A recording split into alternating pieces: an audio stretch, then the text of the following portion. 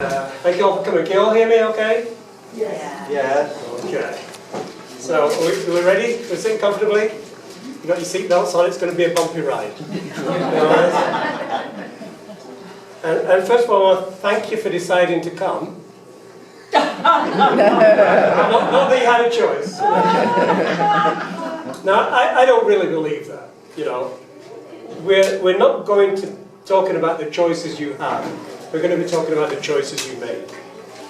And you did have a choice to come today, obviously. And you did make a decision. Today I just hope to demonstrate that when we make a decision, you know, what's going on. And it may not be exactly what we think. Okay, so why are we here? Now, I know you feel like you have free will, and I know after this talk you will still feel like you have free will. I feel like I have free will. And after I've finished convincing you it's an illusion, I will still feel like I have free will. It seems so obvious, but does feeling like you have free will mean that it is not an illusion? So we see the sun rise and we see the sun set, and we feel like the sun revolves around the earth. But we know it's an illusion, all the same. It was an interesting, there's basically two people looking at the same thing and coming up with different reasons for either attending and not attending, and a third reason on the I'm on the right. But there was an interesting, I don't see the date on there, but the New Scientist. It's the illusion we can't live without. Okay. So, I'm not going to change your feeling that you have free will. The feeling of free will is real. Sometimes we just need to take a look from another angle to see if there is something else going on. Now, what do you see here? It's a work of art, it's some metal sculpted together. It doesn't really look anything other than abstract. But if we take another look at it, and just by changing your view slightly, in this case just simply shining a light at a particular angle, something remarkable comes into view. Something you couldn't see before, couldn't even conceive it existed, now is apparent. So I'm hoping to be able to show you that by just changing your view just a little about the way we think, behave and identify with ourselves, something else might come into view. But you have to be willing to see beyond a paradigm that has dominated your life since childhood, that has dominated our language and has dominated our cultural institutions. I'm just going to talk about illusions. Illusions are compelling. And fooling us is a multi-billion-dollar business in Vegas. He's a big Copperfield. Humbly being referred to by Oprah as the greatest illusionist of our time. And few of us go into a magic show believing in magic. We know we're being fooled. But it's fun and we enjoy the skills of the magician playing with our attention and our perception. So here's David Copperfield looking very mysterious, and we enter his show and here he is, being sewn in half. Now, is he really being sewn in half? Judging by this semi-bored look on his face, like the blood squirt out into the first couple of rows, you think, no, but, you know, there's the blade, and it obviously is passing through his body, so what's going on? Assistants will pull the two parts apart, you know, pull the two halves apart and twirl them round, and you think, wow, you know, how does he do it? But then there's the big reveal. Right? And you think, oh, that's how he did it. And there's a certain amount of gratification because the world is consistent after all. And you know this, but you're still challenged because you cannot reconcile what you are seeing with the way you know the world works. And as any low-level illusionist will tell you, we're so easily fooled. So easily. So, but what happens when the illusion is so strong and so commonplace that we accept it as truth? Our senses tell us it's obvious, going back to the sun, that the sun revolves around the earth. It was obvious to millions of people for thousands of years, things that appear obvious are not always true. Now, one thing we have to be very careful when we talk about free will is the definition. So the definition for this argument is that free will is the ability to choose between more than one viable option or action in which the choice was up to the user. Now you notice there's two parts to this. One is a viable option. Obviously the option's got to be viable. If I ask you, do you want to walk out of this room or fly out of this room, it's not a question of free will. Only one option is available to you. So you've got to have viable options to make a decision. And this is interesting. The choice was up to the chooser. Right? So you feel the agency of having made that decision. And that's two very important points. Now we're talking about a decision that always results in an action. So until you've acknowledged that you have made a decision either to someone else or you have performed an action, until that's committed, you haven't really made a decision. It's just another thought. And it's an uncommitted thought at that. So let's talk about choices. So we've got a situation here where you're offered two ice cream cones, chocolate and vanilla. And one of the strongest feelings that you have about free will is the feeling that even though you've made a decision, you feel like you could have made a different choice.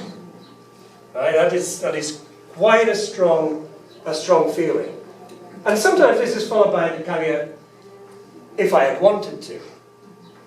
But then if you had wanted to, wouldn't you have made the other decision? Can you make a different choice given the exact same circumstances at the time the decision was made?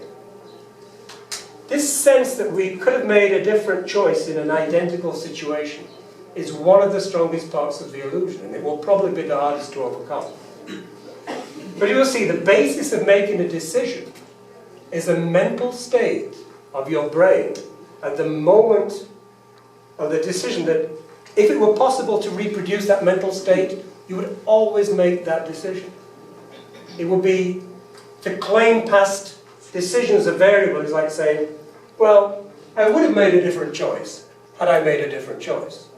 It makes no sense. So, we make a choice. Chocolate or vanilla. Why do we make that choice? So, let's look at a mental, let's say a fictional person, we'll call him Fred. Look at his mental state when he makes this, no offense to anyone here. He chose chocolate. Why did he choose chocolate? Free will, of course. If you ask Fred, he might say something like, well, because I like chocolate more. Sounds reasonable. But at what point in his life did he choose to like chocolate more than vanilla? What was really the choice he consciously made? Fred might say, well, I just feel like having chocolate today. Where did that feeling come from? Or he might even say, I don't know why the guy asked, and I say, the word chocolate just popped into my head. Where did that decision come from? So I think that everyone would agree that the decision, regardless of the reason Fred gives, comes from Fred's brain. So to understand decision making better, let's just take a look at human brains. Our brain is an amazing organ. In humans, we first detect brain activity in the 5th week of gestation. The 5th week, I mean, that is, you are very small. And it ends at death. And between those times, the brain exhibits constant, complex activity, awake or asleep. It consumes 20% of our calorie usage, despite only being 2% of our body weight. It can generate up to 100 watts of electricity and uses about a fifth of our body's oxygen consumption. Now this activity starts off with very simple molecules that are organized into structures of which they are tied together, and the numbers are staggering. Once you see the fact that there are almost 86 billion neurons in our brain. Now the impulses that pass along the neurons, they travel about 200 miles an hour. They're self-propelling, so that once they start, they reach their destination and then they reset behind them, ready for the next impulse. They're not self-generating. The thing that generates an impulse is either a number of impulses or a single impulse, or that the structures receive. So nothing arises mysteriously out of nowhere. In fact, it's impossible to know where one impulse starts and the next one begins. There are 86 billion neurons, and they can attach to 10,000 of the neurons. And it may be as many 1,000 trillion synaptic connections in our brains right now. So I think it's more stars in the universe. It's an incredible feat. And we can take a snapshot. We can see this activity. Maybe not. The video's been okay. Maybe. We can take. Actually, this is a video of the activity in the brain. It's with 100,000 synaptic connections. It is incredibly complex to study and even contemplate. But we can see these patterns, and we can correlate. We can take snapshots of these, and we can correlate a specific brain pattern with thought and action. So we can take a series of snapshots in Fred's brain, and we can see the different pattern when he chooses vanilla and when he chooses chocolate. So Fred's choice can be correlated with these patterns. His brain works like everything else in the universe. Whatever caused that decision had a reason. Everything that we understand about reality is cause and effect. The neuron always needs some sort of incoming impulse, which is the cause, to be able to pass it on to the next neuron, which is the effect, transmits to the next neuron, etc., etc. So we understand cause and effect. It's the way we understand how reality works. Even if we don't know the cause, once we observe an effect, we go hunting. Even if we don't know the cause, once we observe the effect, we understand that a cause must have created it. And we cannot ignore that feeling. Volcanoes erupt because there's a lot of molten lava beneath the Earth's surface and it comes out. Or it's because the gods are angry. We don't say that the volcano erupted for no reason. Right? We assume that there is something causing this. So it's just two pieces: what happened and why it happened. And everything affects everything. And in complex systems, cause and effect are often distant in time and space. It's hard to link the two together. So there may be lots of intervening causes and effects. And this is known as a causal chain. The effects sometimes can be hard to correlate with the cause. And from the perspective of this gentleman here, he pushes a domino on his left-hand side, and sometime later, one lands on him from his right. He may not appreciate what is going on behind him. It's just two things. He may not even appreciate the correlation. His awareness is limited. So the question is, we've talked about cause and effect, but who's in charge? Who is acting on the cause, and who is creating the effect?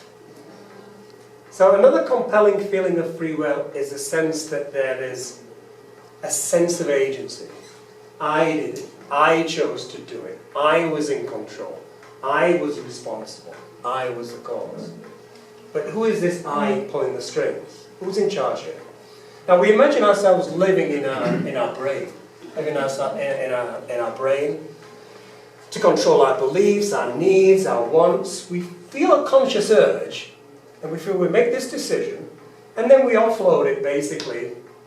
Our conscious selves make it, and we offload the details to our subconscious, and that will do all our bidding, and we don't have to worry about balance or coordination. We're in charge, we just offload the details to our subconscious.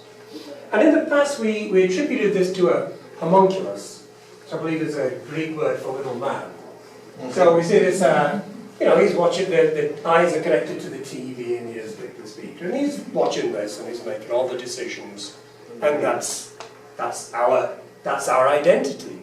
But we have a bit of a problem here, because the homunculus would also need a homunculus in its head to be able to reason and decide, and that homunculus would need, that person would also need, and it's an infinite regress. So when we try to look inside ourselves to find this I, our view is very limited. We can only, our view is limited to what we are aware of. Our homunculus is nowhere to be found. There's no master puppeteer. The hand here does not exist. It's just, there is no continuation of the puppet. There's no one in charge. It's an endless chain of cause and effect. Can you see a thought? Now we're taking it as a given that a decision involves thought. And we know that thought is the product of all this electrical activity. In the past there was a philosophy called dualism, which described our minds being separate from our brains. Our minds were in another realm, if you like. But neuroscience has pretty much discredited this theory, and it's not a very popular theory these days. We don't have thoughts. We are thoughts. We can manipulate thoughts. We can manipulate thoughts by stimulating the brain, by surgically altering the brain, chemically challenge the brain, or appealing to the brain's limitations. In fact, it's quite easy to manipulate your thoughts, perceptions, and decision-making capabilities. A few margaritas should do it. It's no problem. Just a few simple alcohol molecules interfering with that structure, and you have a whole new personality. The point at which you make a decision, there is a brain pattern representing the current state of 1,000 trillion synaptic connections. What are the chances this can ever be repeated? Exactly. And what would it mean to say that this pattern of activity could invoke a different decision? By the laws of cause and effect, the same cause always produces the same effect. If you're playing snooker or billiards, if you're watching a video, you rewind it, you expect in the exact same circumstance that the ball will behave exactly as it did the original time. If everything's the same, everything happens predictably. Reproduce that state, it'll always produce the decision to choose vanilla over chocolate or chocolate over vanilla. And what could it possibly mean? What could possibly make it mean anything else? So this should question the early belief that we could have chosen otherwise. Well, not in that brain state you could. Now I've got a little demonstration here, and I need a volunteer. Need a volunteer. Come on, free will. Come on, you're free to choose. I've already volunteered for that. Someone I don't know. Okay? Yes, I'll volunteer. Oh, please. You don't know me. Not yet. Not yet. Oh, you wait. Be careful. Okay. Here comes the guinea pig. We have 3 cards. Okay? A red one, a yellow one, and a blue one. Okay? Now you have free will, right? You can choose any of these 3 cards. Okay, I'll choose the red. You're going to choose the red? If you notice, there's another card in that little packet. Would you like to open it? Okay. Take it out. I won't touch it. Can you read it out? Because of your personality, you will select red. So much for free will, eh? David Copperfield. Okay, wait, before you go. One of the compelling views is that if you can reproduce the situation, right, you will, the same thing will happen. So we'll set up the same state, okay? We'll put this here, right? And let's see, it was in this, they were everywhere. Okay, so free will again. Choose a card. Blue. Ah, blue. Okay, now on this table here, underneath here, there is card. Can you open that? See what it says inside. Well, yeah, I can open it. It is taped, just for reliability. You will not pick red. Because although we think that the situation was exactly the same, it wasn't. You had already selected red. The situation was different. You were going to choose red again. Correct. Okay? You chose blue. But I knew you were going to choose blue. If you turn it around. Well, you're right, it's not a, you will select this card. He's a magician. The point is, thank you very much. Yes. The point is that when we, is Connie still here? I was going to get sawn in half. I just needed medical help to get reconstructed. But the point is that, you know, we think that situations are the same. And we think, oh, well, I can make a different choice. But you cannot go back. You cannot go back and reproduce your mental state. The mental state that you were in when you chose red. If you could reproduce it exactly, you will always choose red. It would be that mental, what would it mean to say that that mental state would make you choose randomly another colour? It doesn't. And knowing that the second time, it can also be predicted that you can choose a different colour, but not red. And we've been given, we've looked at brain activity and control, and both have serious problems in the way we think about ourselves, our motives, our decisions. In fact, everything we are. Now, as amazing as the brain is, it's not perfect. It's far from perfect. It's easily fooled, as David Copperfield. Why can't we just tell it to believe what we tell it? Then we're back to the problem, who is we? The source of the decisions to tell us to believe. Now, the brain evolved. The human brain is special, but not that special. We can see evolutionary brain development across and within species. And all brains, including humans, evolved for the same reason. To provide some sort of purposeful coordination over our actions in order to be able to pass on our genes. We ought to be able to survive and procreate. In other words, to keep us alive long enough to pass on our genetic material to future generations. So it doesn't start off as a blank slate. We are born pre-wired. We're pre-wired to avoid loss, reduce risk, avert harm. We're pre-wired to take the path of least reflection. And what I mean by that is that you're going to be acting as passively as the system will permit.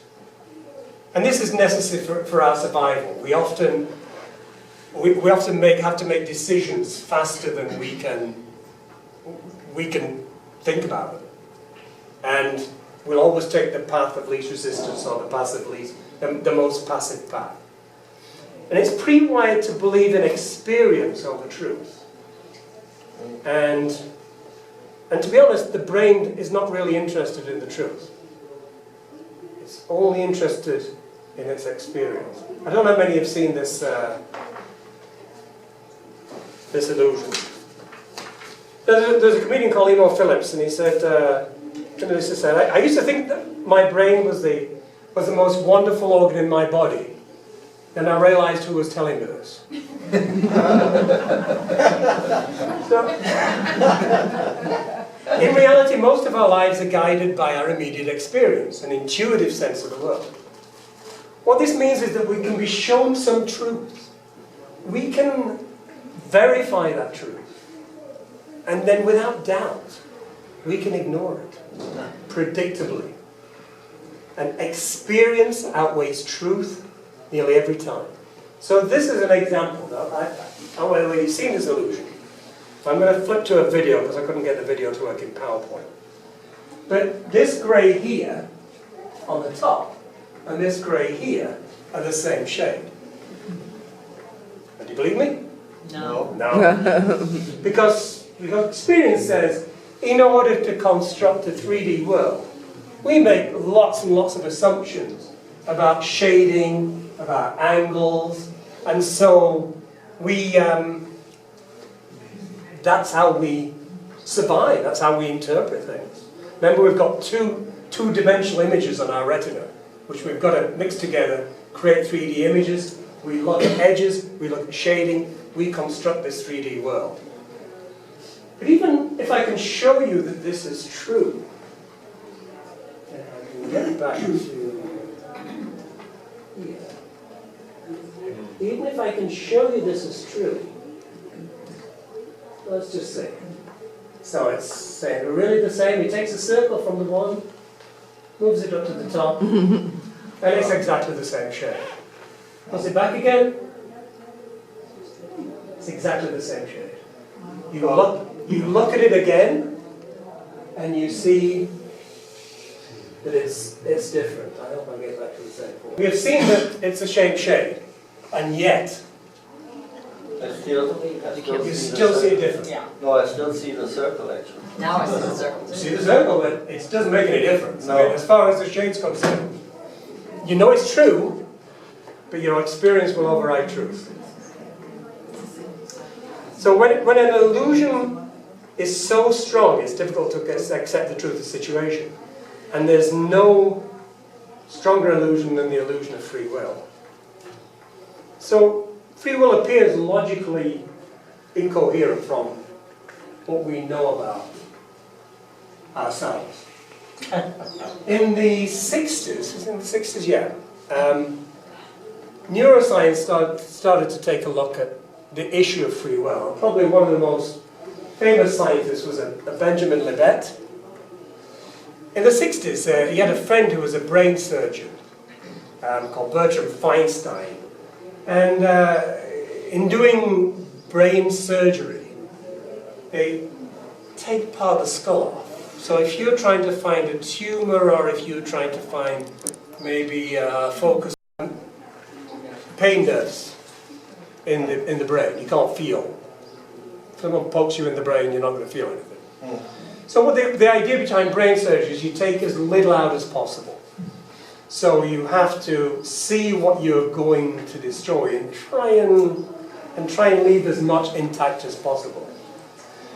So Bertram Feinstein had this friend Benjamin Libet, and he allowed him, during his breaks, to amuse himself and his patients by performing simple experiments, by stimulating the patient's brain. And then he would ask the patients what they felt. And Libet was particularly interested in the patient's rationalization of their feelings when certain brain areas were stimulated. The patient, if he stimulated an area that caused laughter, the patient would always have an excuse as to why they found something funny. the doctor's tie, for example. It wasn't really funny, but they always rationalized the reason they were laughing is because something amused them. Whenever he artificially evoked a part of the brain, the patient could always rationalize their feelings, explain them away. Not only that, if the stimulation involved movement, the patient always explained why he had decided to move the arm or leg. So you give them stimulation every time. Every time the patient gives a reason why they move the arm, they felt volition, even though they had nothing to do with it. So this fascinated Rylett, who later gained notoriety for his early experiments in free will. Now Rylett believed in free will. He thought it was real. So he hooked up patients with scalp electrodes, and they had a choice to push two buttons.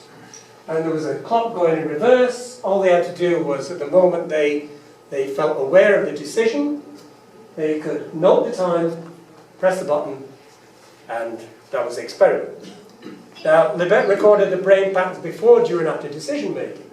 And he unexpectedly discovered a large lag between the first brain activity preceding an action and the awareness to will the action. So, he was very disappointed with the results. He expected, in fact, he introduced a concept called, he said this was the readiness potential. It's the brain getting ready for some decision, but it's not really the decision. You can still veto it. And he came up with the term free won't. And, yeah. So, but he never explained where this veto power came from. He didn't solve anything, really. So later on in 1998, there was a neurosurgeon called Itzhak Fried who described a 16-year-old female patient who laughed when part of her brain, the superior frontal gyrus, which is about here, was stimulated with electric current during treatment for epilepsy. They were looking for the area they wanted to destroy that was causing the epilepsy. Now, electrical stimulation was applied to the cortical surface, the surface of the brain, while an attempt was made to locate the focus of her epileptic seizures. Fried identified a small area, right here, where stimulation consistently produced laughter. The girl reported that the laughter was accompanied by a sensation of merriment or mirth. She gave a different explanation for the laughter each time, attributing it to something that she perceived as humorous. She was asked to name a picture and laughed at it, saying, "Oh, that horse looks so funny," or to the sentence she was asked to read, or to the persons present in the room. "You guys you look so funny just standing there." Now, increasing the level of stimulation, of the stimulating current, increased the duration and the intensity of the laughter. For example, at low currents, only a smile was present, while at higher currents, a louder, contagious laughter was induced. And Fried was fascinated that the patient thought that it was her reflection on her surroundings that provoked her mirth. She always had a reason why she felt happy. She never associated with someone playing with the brain. Now, Fried went on to look at and repeat Rylett's experiments, but now he had fMRIs, functional magnetic resonance images. And so they're able to get a much more accurate picture and a much more detailed snapshot of the brain state when the decisions were made. And the results were even more convincing. His experiment showed that neurons lit up with activity as much as 1.5 seconds before the participant made a conscious decision to press a button. And with about 700 milliseconds to go before being aware of a decision, Fried and his team could predict that decision with as much as 90% accuracy. That means Fried knew which button they were going to choose before the subject did, with 90% accuracy. Now, they've got even more sophisticated equipment now. They can now combine fMRIs with EEGs, and this distance is getting longer. I read a report between 5 and 7 seconds, you can start to get an indication. And as it consolidates into a decision, it is, more than 2 seconds. The scientists know before the subject.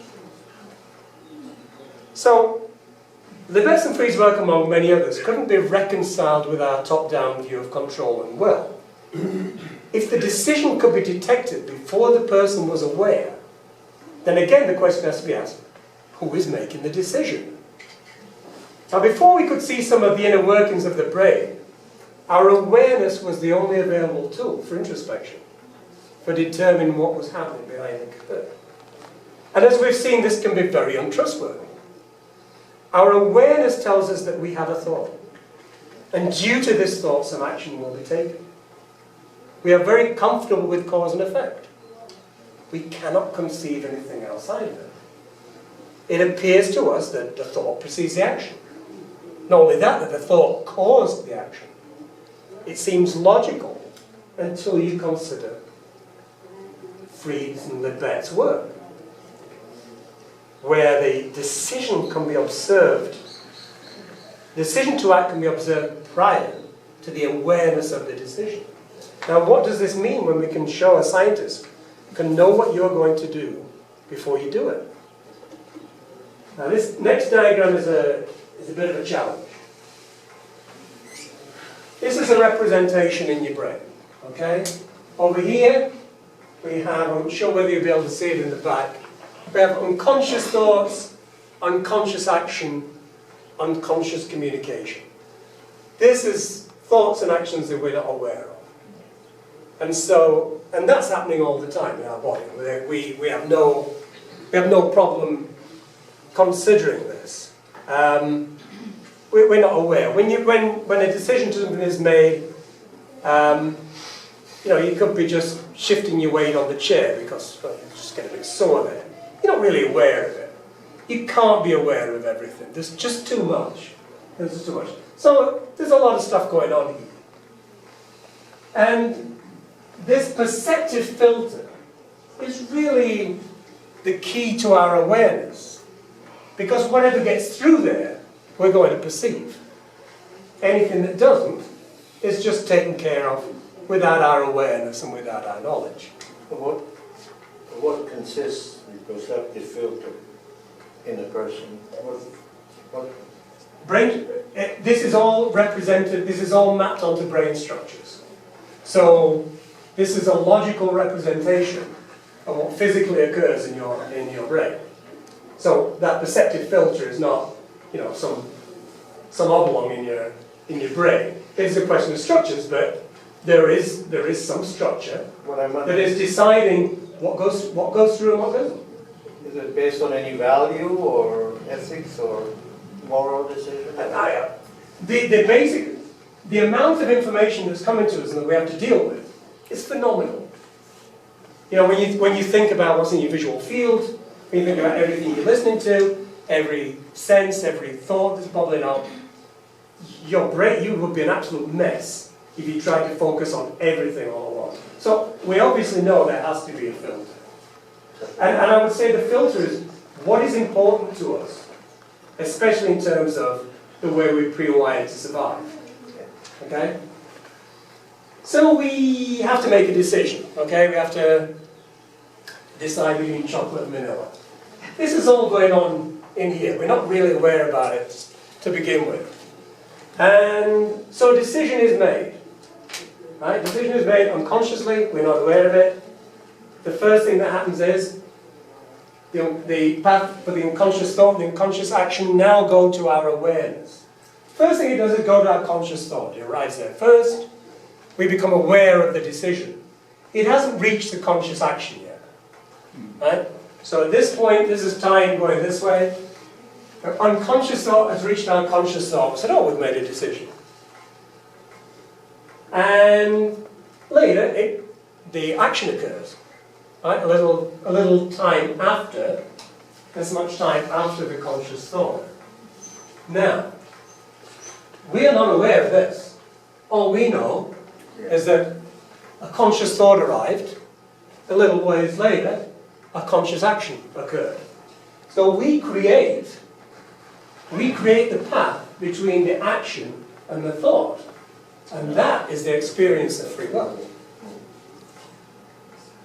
Well, that's a bit of a Well, something to take in, but we create our own illusion. So conscious will, it's an indication that we think we've caused an action, but really it reveals this causal sequence by which the action was produced.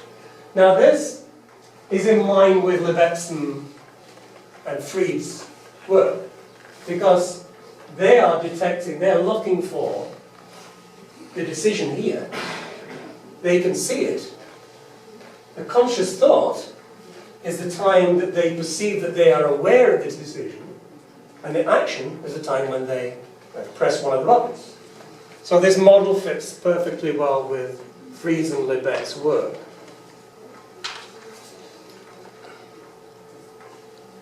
So, my thought, our brain is it.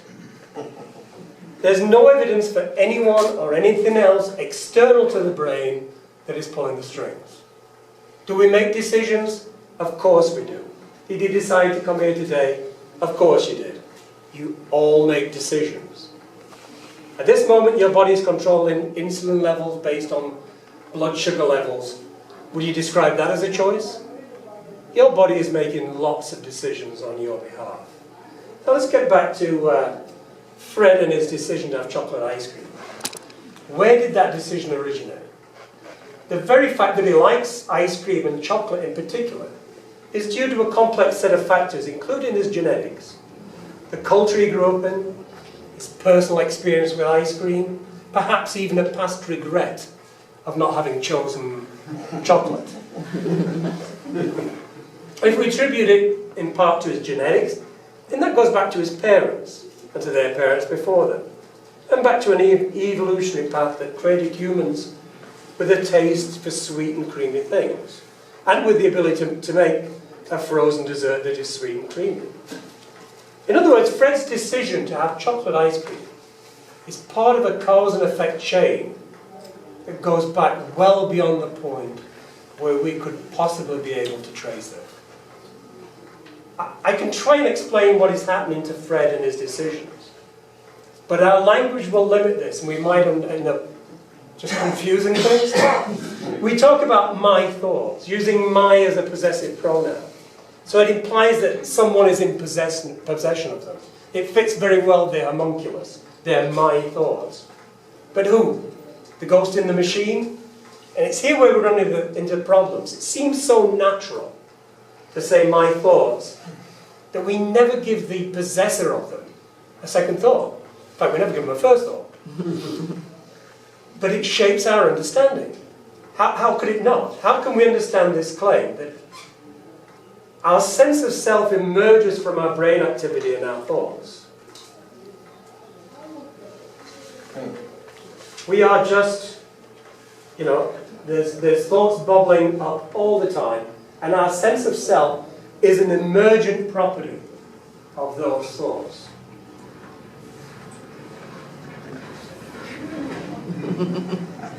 So we've just, I think we've hopefully shone the spotlight on that bit of metal. This is a hard one. This is a hard one to swallow.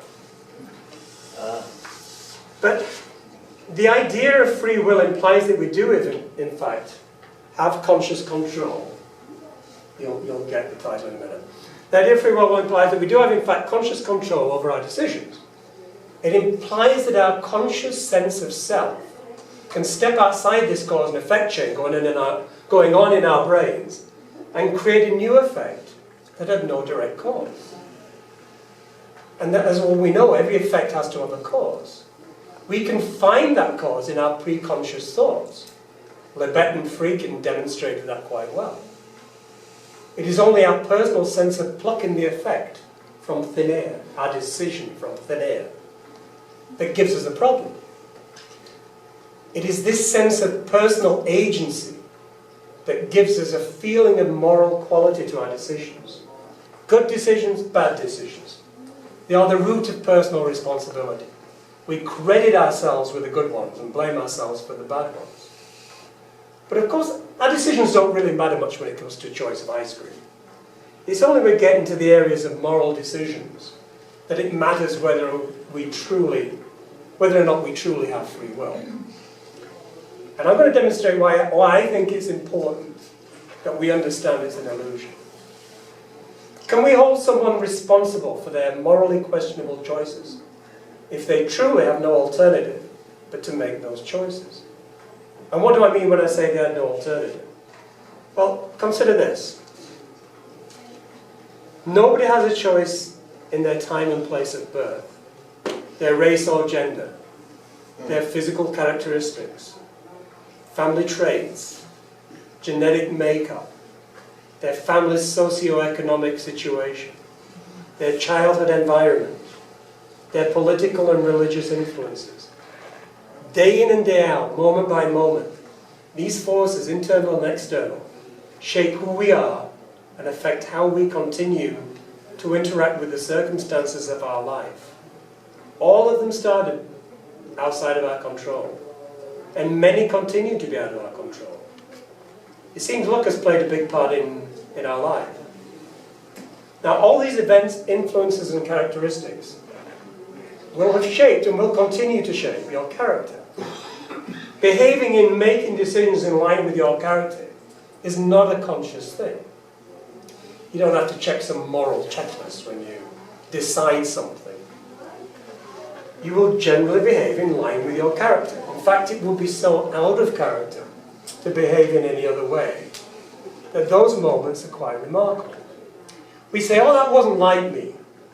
Or, I don't know what happened, I just wasn't myself. I'm not sure who is blaming who here. Sometimes there's stuff lurking beneath our consciousness that still surprises us. Now, someone else didn't have a choice in the way she was created was Jessica Rabbit. With his famous quote, "I'm not bad, I'm just drawn that way." We can't blame her. We can't blame her. So another question is, how does this change things? Because if free will being an illusion would appear to have profound effects on everything to which we attach personal responsibility. Morality, ethics, and in turn religion, justice, and socio-economic systems. What does it mean to be guilty if there's no free will? Wouldn't a lack of free will result in chaos? Now, when people act without this conscious free will, it is still reasonable to hold them responsible for their actions.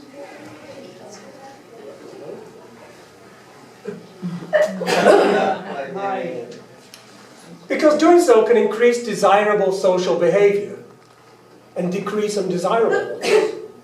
If you were to kill the person next to you, that's my next demonstration, by the way.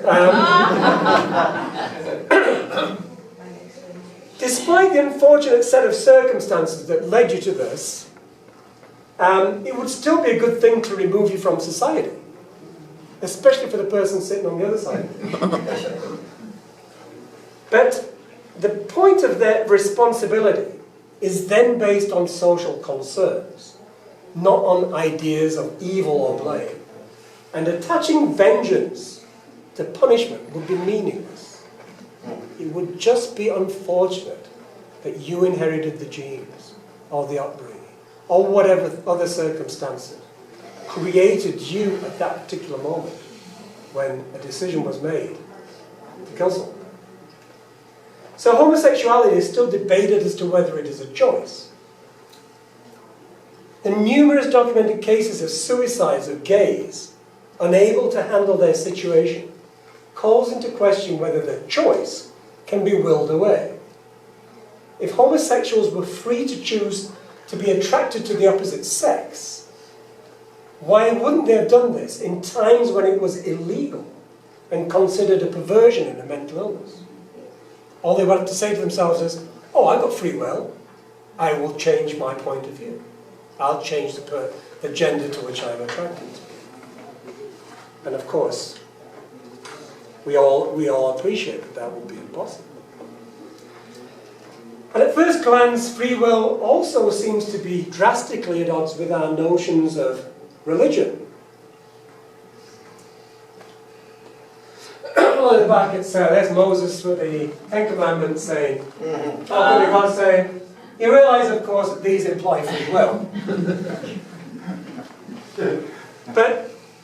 But freedom from blame opens the door to compassion.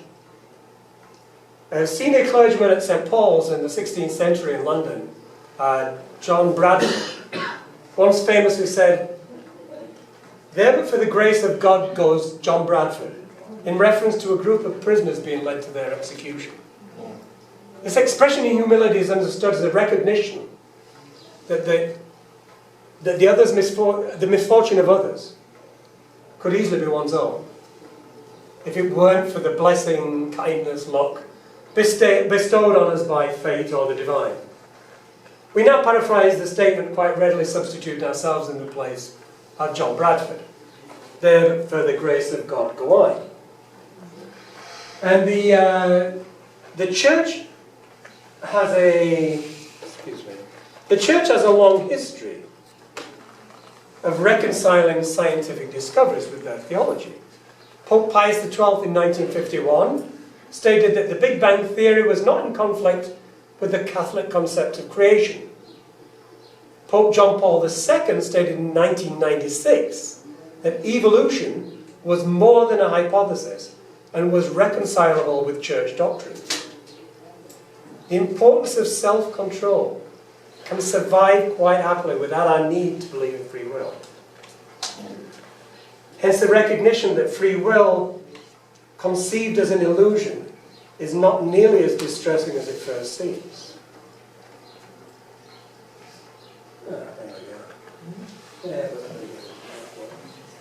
So, final thoughts on thoughts. Now, you can be fooled by what you perceive, right? You know, ask, and it's not a bad thing. I mean, knowing David Copperfield can't really be sawn in half does not make him any less entertaining. We can still marvel at the illusion. So, when it comes to blame and guilt, reality consists of a cause and effect. Every harm's because of a chain of prior causes. And it's the only way we can understand reality. You have inherited an incredible but imperfect organ for thought. And just like everything else in the universe, it operates on cause and effect. There is nothing else. There's no magic. Now, your brain has inherited traits from past generations, and throughout evolution, it has captured and stored everything that has happened to you. And in this turn, has forged your values, your personality, and your character. Awareness, consciousness, sense of self are generated by the brain. We can manipulate this. We can take it away during anesthesia. It's generated by the brain. And as much as you are aware, you can rely on your brain's processes to result in decisions in line with your character and values. If some little kitten were to walk in here now, and I said to someone, okay, here's your choice. You know, you can get up and leave, or you can torture this kitten. Now, getting up and leave, you may not want to do it right now, you may think it's a little bit rude, but in comparison to torturing a little kitten, you would never do it. It would be so abhorrent. Is there any freedom of choice in that decision? And because of our generated self and our consistently pleasing decisions the brain makes on our behalf, we have no problem attaching the two in a natural cause and effect relationship. And it is this that gives us our sense of agency and our illusion of free will. So, now you all believe in the illusion of free will. What happens now? Well, the illusion will persist. And the illusion of free will is real. It's, you know, you have it, I have it, we're not going to get rid of it. And as I say, you know, it's not a bad thing. It's not a bad thing to understand that it's an illusion. Now, you'll also have a diminished sense of blame yourself and others. You'll be able to look at people and recognize their misfortune. You know? And, you know, guilt and blame are not exactly positive traits that we want to, you know, cherish. And there are alternative ways of coercing good behavior. Now, the justice system, you'll change your mind about the justice system and punishment. Now, the justice system will still meter out penalties as it's a wonderful way to control behavior. But we do not need to attach vengeance to the punishment. Rehabilitation will be a very rational approach.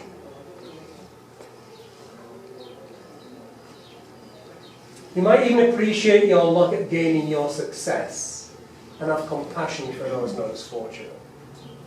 If you believe that you were solely responsible for your success, think on this. You are not the cause of any factor that produced success in your life. Even the source of your willingness to study and work hard and make responsible decisions is a complete mystery. Why you would have it, someone else would.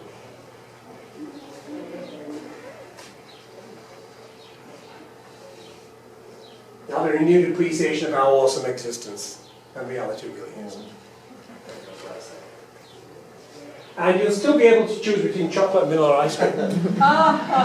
Just don't let your consciousness go. I was once told if you have to make a decision, and it's pretty evenly balanced, take a coin, flip it, look at it. If you're disappointed, choose the other one. Yeah, well, no. So, that is it. Yeah. Questions?